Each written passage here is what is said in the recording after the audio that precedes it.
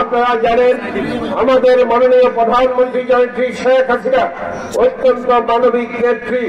উনি পুলিশ বিজেপিকে স্পষ্টভাবে বলিয়ে দিয়েছেন যাতে ছাত্র আন্দোলনে যাতে রবার বুলেট ইউজ করা হয়। এই রবার বুলেটে কেউ কোনো প্রাণহানি ঘটে নাই, তা সকলেই জানেন। কিন্তু দেখা গিয়েছে এরপরেও অনেক ছাত্র এবং অনেক সাধারণ মানুষ মৃত্যুবরণ করেছে। যেহেতু রবার বুলেটে মানুষ মারা যায় না, তাহলে এই মৃত্যুর কারণ কি? নিশ্চয়ই সেটা নিয়ে আমাদেরকে ভাবতে হবে। মাননীয় প্রধানমন্ত্রী জননেত্রী শেখ হাসিনা তদন্ত কমিটি করেছে।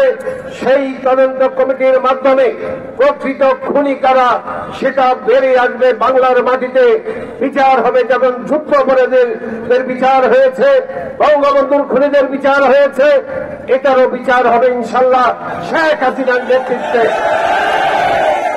আপনারা দেখেছেন ছাত্রদের নাম করে বিভিন্ন ছাত্র মুখোশ পরে কিভাবে তাণ্ডব চালিয়েছে ঢাকা সহ সারা বাংলাদেশে। আপনারা দেখেছেন মেট্রো রেল, পদ্মা সেতু, এলিভেটেড এক্সপ্রেসওয়ে এবং সেতু ভবন সহ বাংলাদেশের তেমন কোন স্থাপনা নাই যেখানে তারা তাণ্ডব চালায়। সেইখানে তো কোন ছাত্র ছিল না। তাণ্ডব চালিয়েছে কে?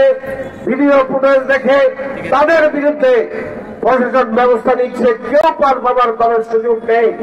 আজকে আমাদের এই দীর্ঘ 16 বছর আওয়ামী লীগের নেতৃত্বে তিনি মানুষ অত্যন্ত শান্তিতে আছে, ব্যবসা বাণিজ্য করে যার যার মতো করে অত্যন্ত ভালো পরিবেশে তারা বসবাস করছে।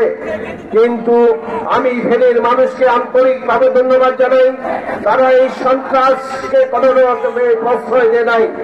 এই সন্ত্রাসী কর্মকাণ্ডে ফেনী বার্ষিক কোন সম্পৃক্ততা নেই। শুধু মুসলিমীয় কয়েকটি সন্ত্রাসী গোষ্ঠীর চেষ্টা করেছে ফেনীকে অশান্ত করার জন্য।